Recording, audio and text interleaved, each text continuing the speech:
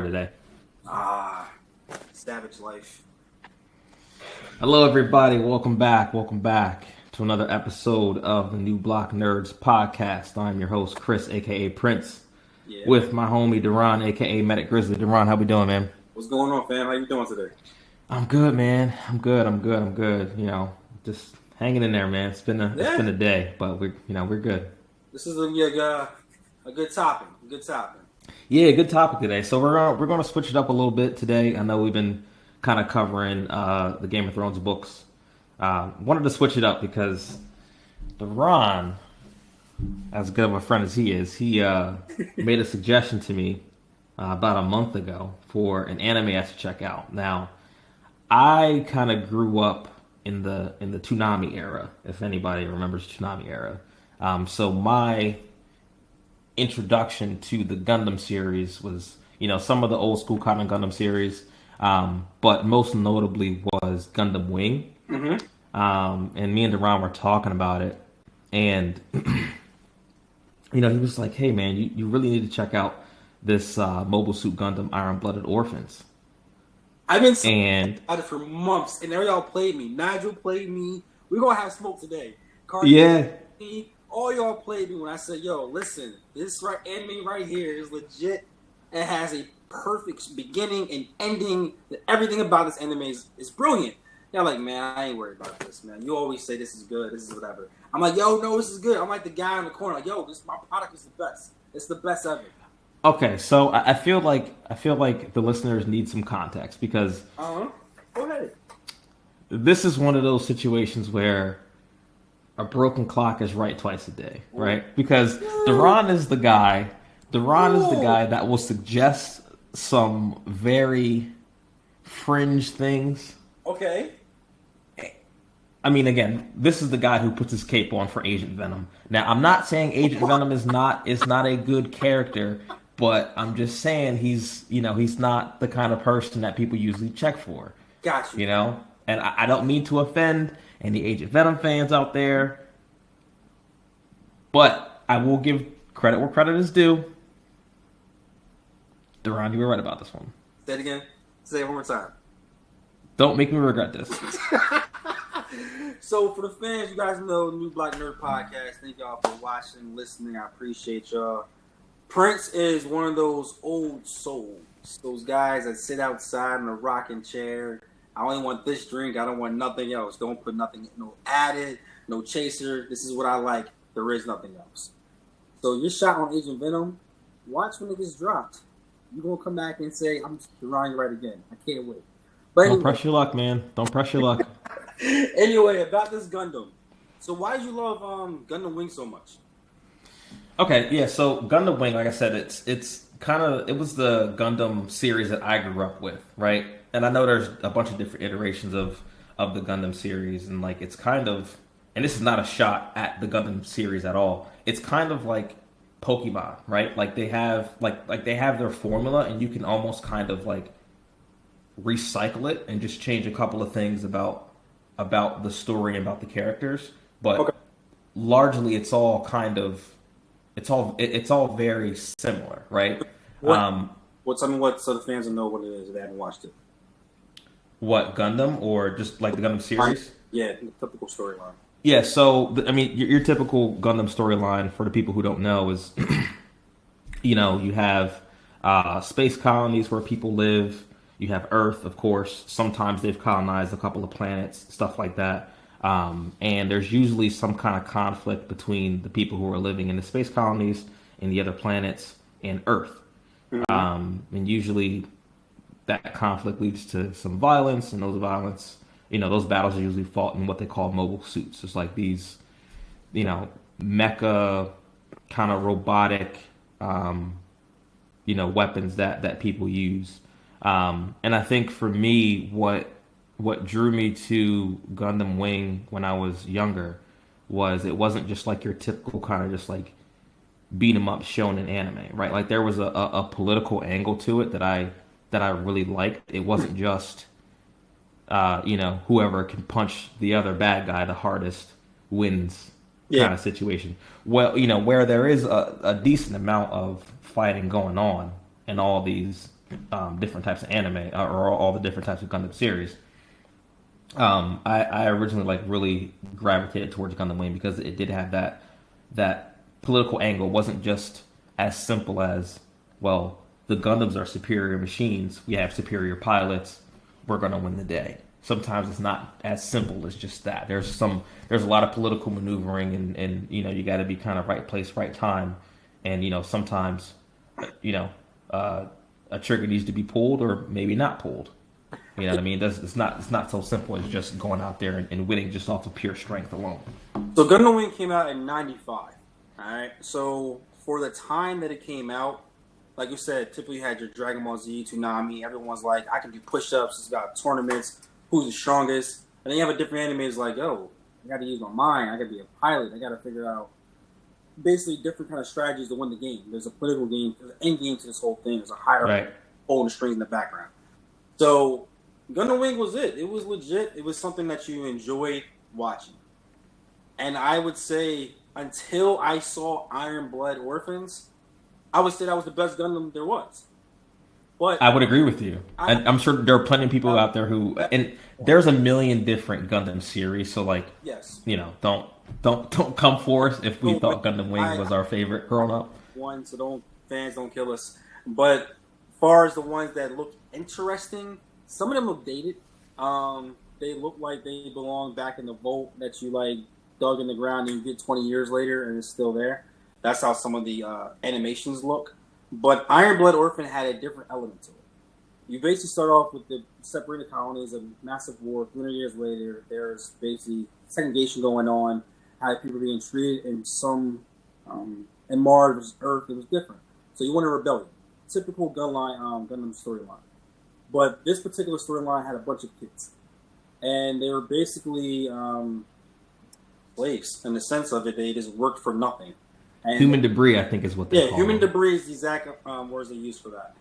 And just the overall seeing how they were sick and tired of this being used like that.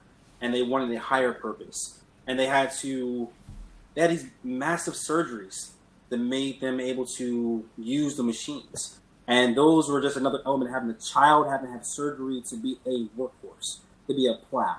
Like, that's an element that touches your core. Like, this anime literally, made you want to punch the TV screen every single episode. Yeah, so I'm glad you bring up the surgery. So in Iron Blooded Orphans, they have this surgery where they install what they call the Alea Vignana system. Yeah. Right? And I like that they added this little wrinkle in this show because in Gundam Wing, they just chalk it up to, oh, these kids are just superior pilots.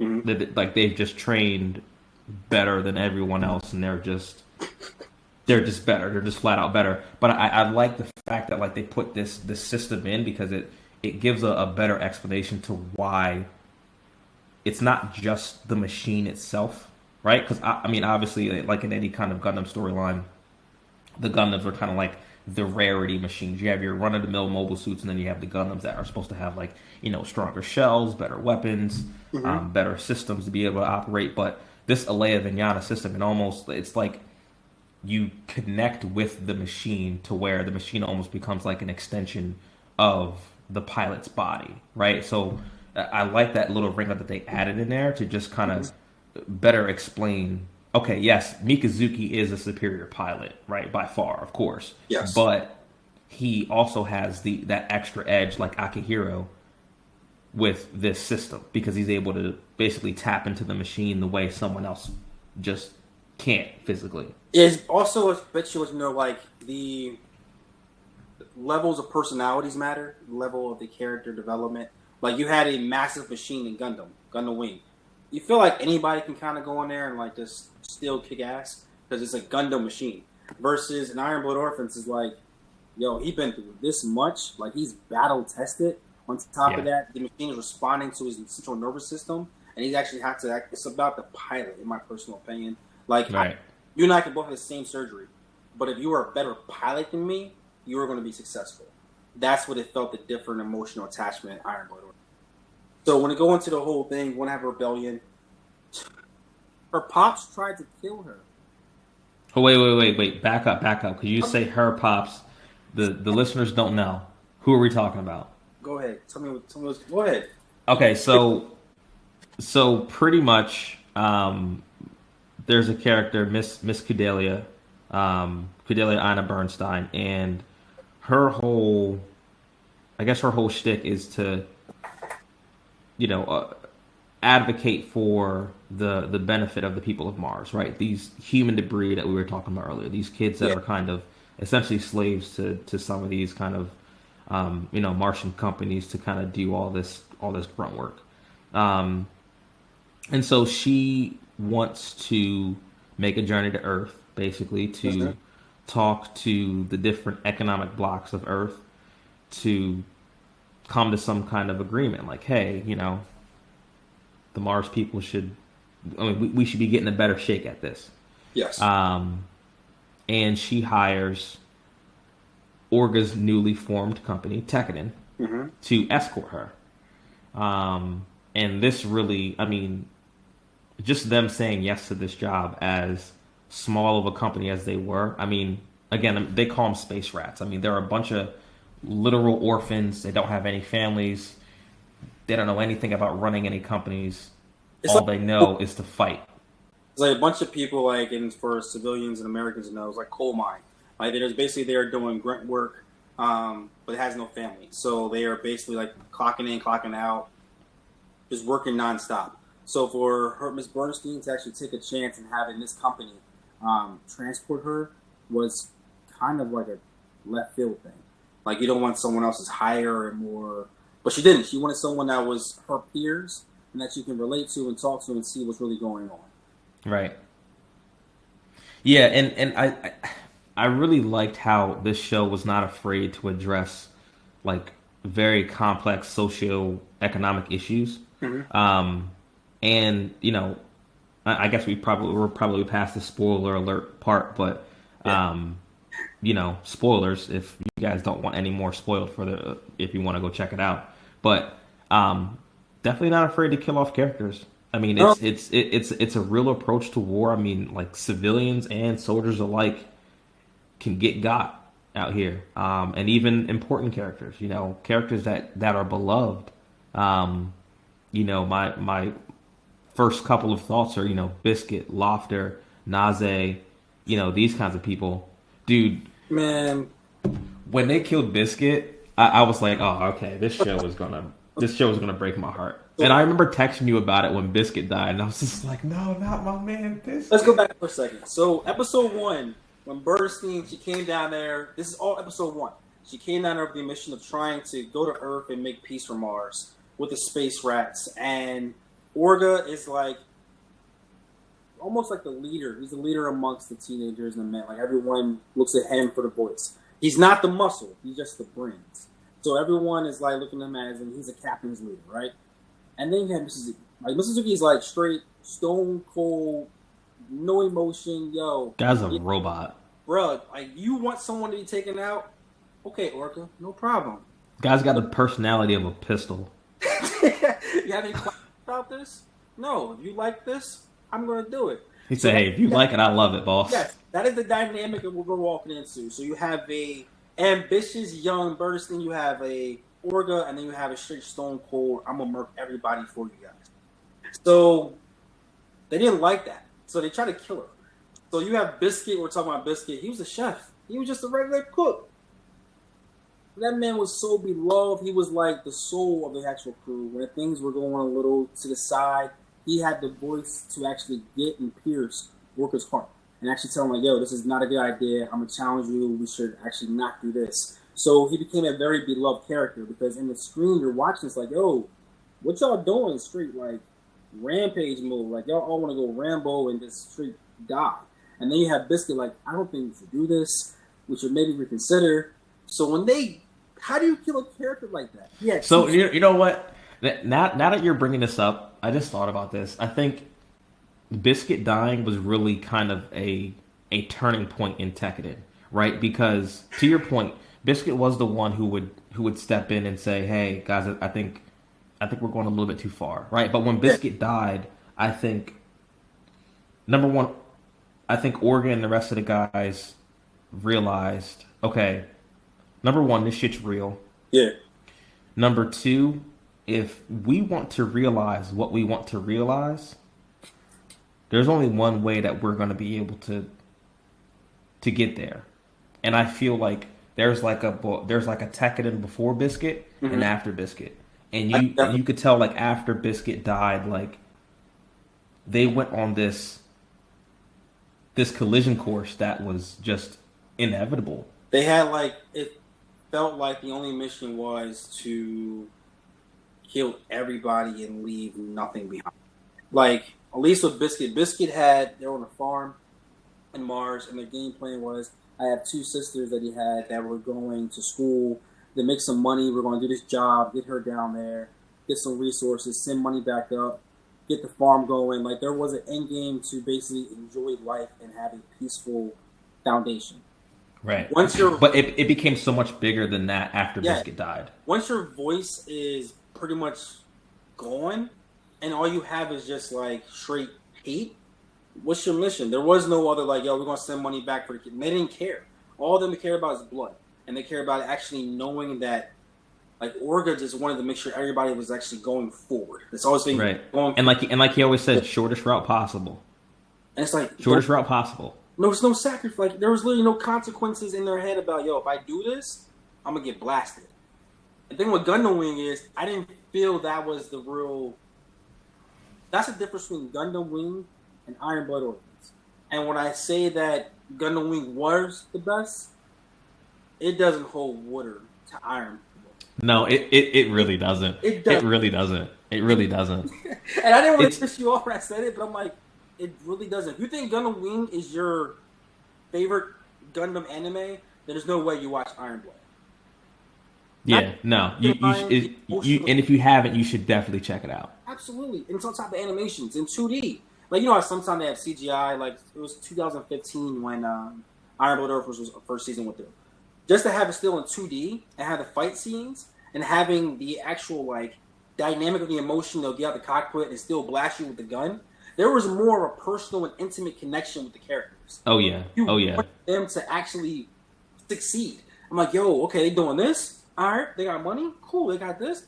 I want them to win everything, and then to see how all of them just, damn, dude, they all died. Like, it's just. Well, I don't want to get to the ending yet because I want to touch on a couple other things. Like to your point about like comparing the two, I think Iron Blooded Orphans is so much more mature. Like it handles things more seriously than Gundam Wing. Not to say that Gundam Wing is childish by any stretch of the imagination, but like little things like when they're fighting in the mobile suits, every time someone dies in the mobile suit, it's not like Gundam Wing where it just blows up. Yeah. Right? Like there's no, laser swords. Like this is brutal, like gritty, dirty.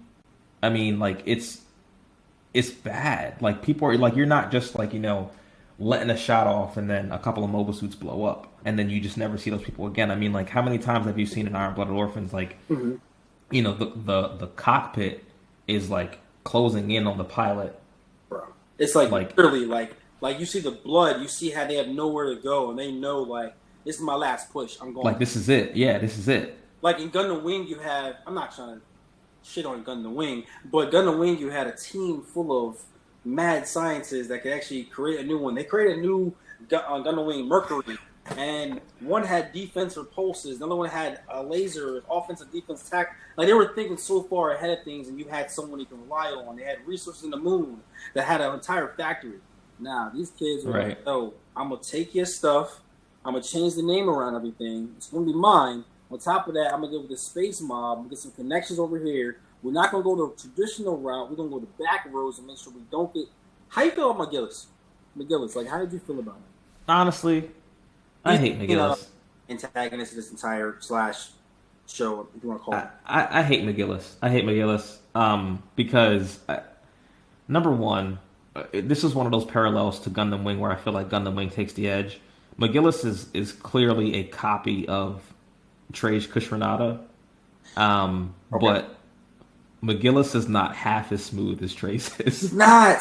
He's not. And for me, like McGillis, the reason why I really don't like his character is he was portrayed as this very shrewd kind of, political, maneuvering behind the scenes kind of guy. But then his end plan ended up being kind of foolish, in my opinion. I mean, he put all his chips in on, this symbol of power rather than having the actual power. Like not once did he think, okay, if I get this, this old Gundam from the founder of Galahorn, people are just going to bow to me. It's like he never thought of the next logical question. Okay, but what if they don't?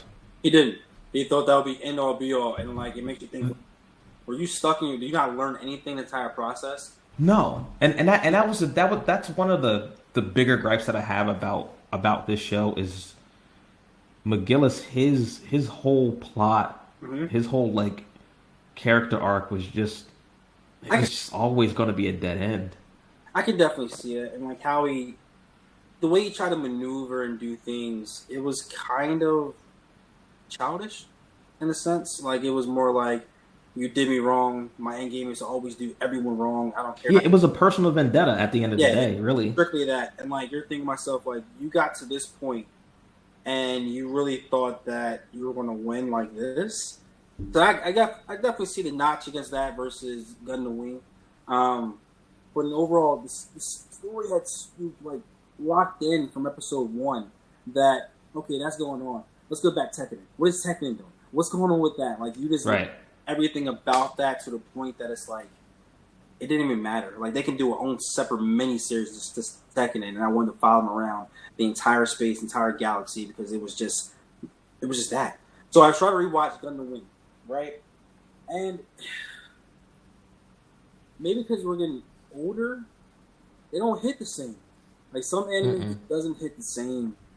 And some of the voices and the acting and the animation combos just kind of annoying. Like you got to turn the volume down a little bit. Like when the one chick was like, she just cries nonstop. Just cries. God, the multiple personalities, it's just so much going on. And it makes you feel like, what am I watching? Like, am I watching a Gundam type pilot who's trying to complete a mission for all humanity to be free? Or is it just like a soap opera? Yeah, and I think like to that point, like you said, like it just didn't hit the same. Like this anime really had me in my emotions constantly. Like, especially we talk about like before and after Biscuit, especially after Biscuit died, it kind of changed my outlook on the show as far as like, okay, every episode I'm watching now, like I know people can die, right? And like you kind of saw where things were heading. I mean, even with we're going back to talking about the Alea Vignana system. Yeah, you started to see like the physical toll that it was having on Mikazuki, right? Like he lost control of like his leg and arm. Slow down. I'm watching this and I'm texting DarRon and I'm just like, I have a feeling I know where this story is going and it's gonna break my fucking heart. Yeah, it is. It's gonna happen. And I was sitting there like, just keep watching. So let me ask you a question as far as anime in general. Just anime. Okay. So I know some people have a hard time of really can't say what's the best anime because you said it all the time. There's your favorite, then there's the best. So people love shonen anime and they feel like shonen anime is like superior than any other anime. I personally think you can put Iron Blood Orphans as a complete package against any anime you have. Because when you watch a show, what are you looking for? You're looking for characters that you fall in love with or you hate. Either way, still some emotion that rings the bells inside you. And on top of that, you want to see how the story flows. That matters. It's not a bunch of fillers. It's not a bunch of, oh, I forgot about this. What's really going on? Like the flow and the pacing of this particular anime was top tier. And then when you get to the conclusion of what's going on, it's like, oh shit, it's going to happen. No, don't do this. No, it's going to happen. Yeah. They got so petty in Iron Blood Orphans without telling the fans too much that you gotta watch the show. You gotta watch it. Hulu has it right now, sub or dub. It's only 50 episodes. It's really, really worth it. It's an easy watch. Yeah. Worth your time. That they knew they couldn't beat him and actually Mitsuki inside a fight. They had to start killing people off and the street life. Yeah. I think you had to actually start taking people out and using stuff in the background, in the back scenes. That's it's a great show. Yeah, so like to that point, I think, and we can kind of talk about the ending a little bit here. Like, I think ironically, when you look at the different kind of main factions, if you're looking at, Lord Rustle, McGillis, Tekkadan, I think ultimately each of them really got what they all wanted in the end, right? Okay. Even if all of them didn't live to see it, right? So, like, for example, like, Rusto ends up, de-escalating tensions with Mars eventually, right? The rot and Gjallarhorn that McGillis was so eager to kind of cleanse. I mean, essentially that was done. I mean, you saw, like, towards the end that Julieta is, kind of like climbing through the ranks and, by all intents and purposes will likely succeed Rusto as, like, the leader of Gjallarhorn. Not because she's a member of a 7-star family like that fool Eok was, right? It's because, she got there on her own merits, right? Which is what McGillis was trying to get to, right? And at the end of the day, of course, Tekkadan's actions set forth events that, eventually granted Mars its own sovereignty, essentially, right? So, I mean, it's they all really got what they wanted in the end, even if everyone didn't get a chance to see it themselves, right? So everybody got one boy. My one boy Nazi didn't get what he wanted, man. Turnbine, he didn't do nothing wrong, man. Him and his lady. He didn't. That was dirty. That was dirty what happened to them. If there's one character that, like, I just wanna, he needed to, like, go for the sunset and just chill. He was living too good, though. He was living way too good. They weren't gonna let him live. Nazi was a character and was the connection to the mob ties. Smooth Cat only had a female crew, make sure all his ladies taken care of, all the kids taken care of. He just made sure everybody was good. Befriended and became a brotherhood with Tekkadan. Made sure they were always in the good. And when you put your hand in fire, you can get burned, man.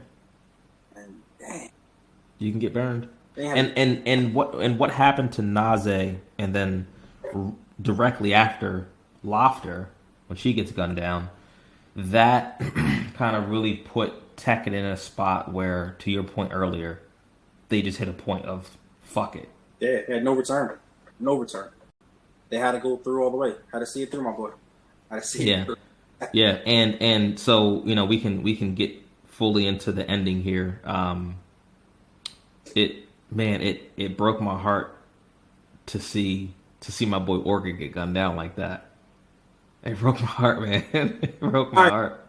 All right, so the story gets crazy. McGillis, in his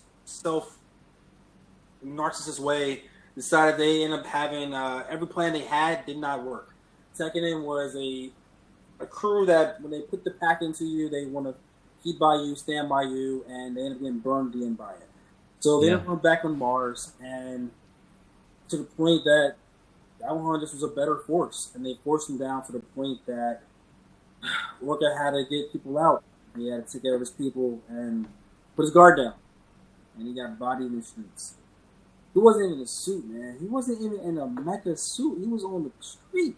Just on the street, man. Just going about his business. That's when you have a different, man. That made me mad. And then the credits. There was the credits. I'm not sure if you thought about this. It was silent. They didn't play music at all. Yeah. It just shows him saying, "Go forward," and I'm here about to cry. And they got the actual. He's saying, "Don't stop, don't stop," and that's when for me is when of course you're sad about it, right? But when you really look at how they went out, you really realize that they fulfilled their mission. When you look at what happens after the fact, after Gjallarhorn essentially just puts them down, they fulfilled their mission. And DarRon, me and you were talking about this before. I wanted to bring up some song lyrics. Okay. So this was like a couple of days after I had finished watching Iron Blooded Orphans. After I finished it, and I think I was driving, and The Heart Part 5 by Kendrick Lamar came on. And so for those of y'all who don't know, so that Kendrick's last verse on the song is speaking from the POV of Nipsey Hussle, right? Obviously, who got killed. And so I want to go through a couple of bars here because I think it so very perfectly like describes like Tekkadan and their destiny and like what they went through and what they accomplished or what they set out to accomplish. Yeah. So it says, I seen the pain in your pupil when that trigger had squeezed. And though you did me gruesome, I was surely relieved. I completed my mission, wasn't ready to leave, but fulfilled my days. My creator was pleased. I can't stress how I love y'all. I don't need to be in flesh just to hug y'all. The memories recollect just because y'all. Celebrate me with respect. The unity we protect is above all. And later on he says, and though my physical won't reap the benefits, the energy that carry on emits still. And so like when I was listening to that, I thought of Orga and Mikazuki and Akihiro, and like when you see the ending and how, you know, Cadelia and some of the other people, Eugene and Ride, all these other folks, they do make their escape, even though Gjallarhorn thinks they've eradicated Tekkadan like off the face of the planet, right? But you see later on, Mars gains their sovereignty. They sign a law basically outlawing making anyone human debris, outlawing Alea Vijnana systems, doing all these things that Tekkadan set out to make a world for their people in episode 1. It was, and so like, so like when you really think about it, like they completed their mission, like what they set out to do, they got it done.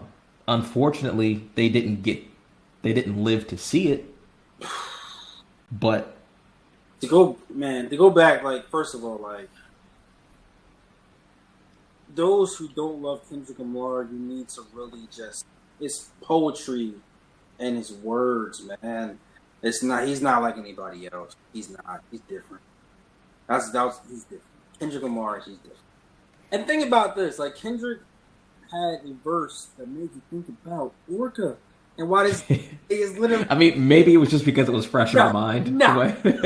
I'm going to say something that's, call me the Skip Bayless, I don't care.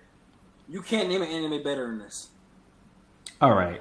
Let's not get crazy. You can't. Let's not get crazy. You can't. Look, we're going to have another day to talk about your insane it's not list. What is the principle of a great anime, and what's the principle of being a top tier amongst everything else? You can't say, it has to be great storytelling, great character development, a great ending. Okay, check. On top of that, it actually touched my emotion. Check. On top of that, the actual animations are freaking superior. Check. On top of that, when I watch this, I want to punch the screen. And when I'm finished watching this movie / anime show, TV show, it makes you feel like, damn, you love Game of Thrones. We love Game of Thrones. We love freaking the Starks. Why? Because the character, their honor, and they actually fell on their own sword. Because they believed in what they were doing. So just so I'm clear. So just so I'm clear, you're saying that Iron Blooded Orphans is your favorite anime of all time? It's tied for first. It's tied. Because I'm hard pressed. I love mechas. I love robots. You guys know that. Also, I love Vikings. And Vinland Saga is the first anime that made me actually went out and purchase the book. Oh, we ain't talking about Vinland Saga, man. We ain't talking about Vinland Saga today. No, I'm saying, so me personally, between those two it's those two. So here's the thing, for me, I think it's objectively better than Gundam Wing. And It's objectively my favorite Gundam series for sure. Yu Yu Hakusho. All right. Think about it. No. There's no needed to think about it. This is we're not going to do that. I'm not going to let you do this today. I'm not going to let you do this today. I'm not going to let you do this today. One of these days, DarRon, we will have an episode where we will rank our favorite animes. No. Screw that. Cap that. Because you gonna rank off of based off your own personal. I get it. Take the personal feelings away from it. If you had a criteria, and your criteria of a best anime, and what it had to have, this anime has that plus. It's among my favorites, and it's among what I think, are some of the best animes that I've seen. But I can't definitively sit here and call it the best or my favorite anime of all time. It's craziness. Okay, That's craziness. It's amongst your best. I'll take that. I'll take that. It's up there. It's up there. And look, I loved this series. I really, really did. And just like, again, you're talking about like the emotions and like, the fact that I can feel both saddened and feel like a sense of like triumph for Tekkadan. Yeah. At the end, like knowing their final mission was ultimately a success, lets you know that they really stuck the ending, which is hard to do. It is. Because, like, a lot of things, you have so many different, you have this giant trail. And to nip that trail to the end, when they could continue on, like, it's hard also for the writer to say, you know what, my work is done. When you can be very arrogant and say, no, I can still, like, milk this cow all the way through. Mm-hmm. So, for them to, like, nope, I'm done. Yeah, 50 episodes, like, not a couple hundred, like, this is the kind of anime that I like. I can't do the 300 plus episode things that just continue going on and on and on and on and on. A lot of fans out there that like that One Piece stuff, so we're not going to go that way. But yeah, I'm not going to shit on One Piece because I understand there's a huge fandom out there. Here's my thing about ranking anime, and this is something that we can get into maybe another day on the pod.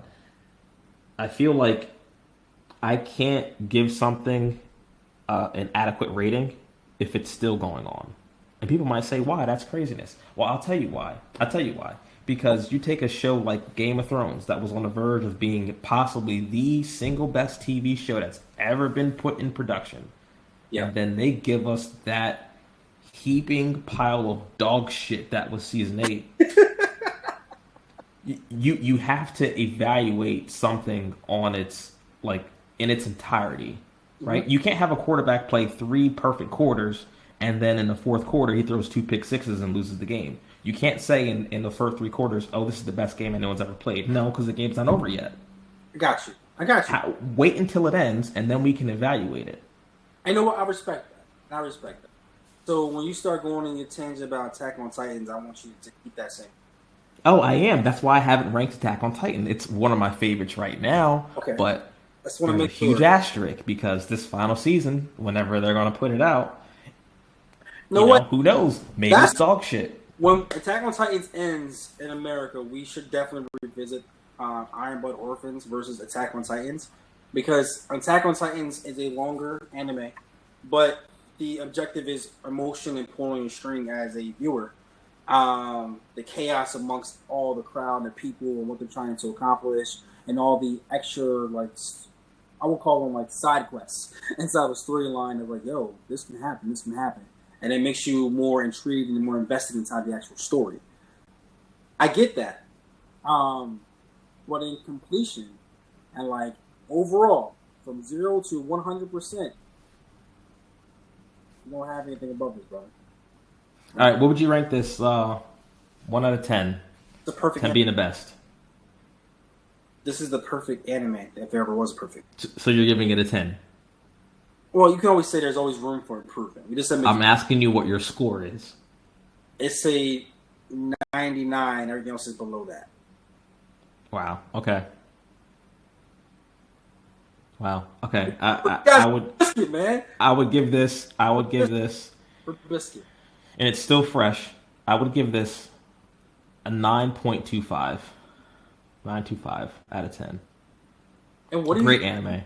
And what are you giving Yu Yu Hakusho? Today isn't about Yu Yu Hakusho. Okay? We're going to talk about Yu Yu Hakusho another day. We're going to talk about Yu Yu Hakusho another day. Okay? No, we're not going to talk about this. We're not gonna do this today. Okay? We're not doing it today. I'm not doing this with you. I'm not going to do it. I'm not going to do it. I'm not going to let you sucker me into this. I'm not. Because the viewers, they don't know you. I know you, okay? I know what you're trying to do. You're trying to bait me, and we're not we're not gonna do this. We're not gonna do it. Okay. And look, one last thing before we wrap this up. Shout out to the homie Ride at the end, bro, just delivering some justice. Yo, and we'll talk about someone that doesn't forget. Oh yeah. What? Well, you got to remember, Orga jumped in front of Ride. Ride was supposed to get hit, so like a true cat. Yeah, True cat. yeah. True And cat. shout out to Miss Kudelia for rocking those Tekkadan earrings. It tells you there's so I like that. I almost got a Tekkadan shirt for this pod. I was gonna buy one just for this pod. And when you announce we do our ranking, you should wear that shirt because that's going to be your top ranking. Oh my god. You got anything else? Hey, thank you guys for allowing us to our BS for 40 freaking minutes. If you're still with us, we appreciate you guys. We're going to go bouncing back and forth between books to anime to Black Panther just dropped, so we got to talk about that soon. Yeah, I'm seeing it tomorrow. Have you seen it yet? So yeah, we got some things going on. Rock with us. Just two young kings trying to enjoy life, and we love this kind of stuff. Thank you. Yeah, man. Yeah, definitely come back next time. Like, subscribe, leave a comment, tell us what we should do next. Always open to suggestions. I've been Prince. DarRon. Man, yeah, no shit. Everybody. Oh my god. Thanks everybody. We'll see you guys next time. Peace.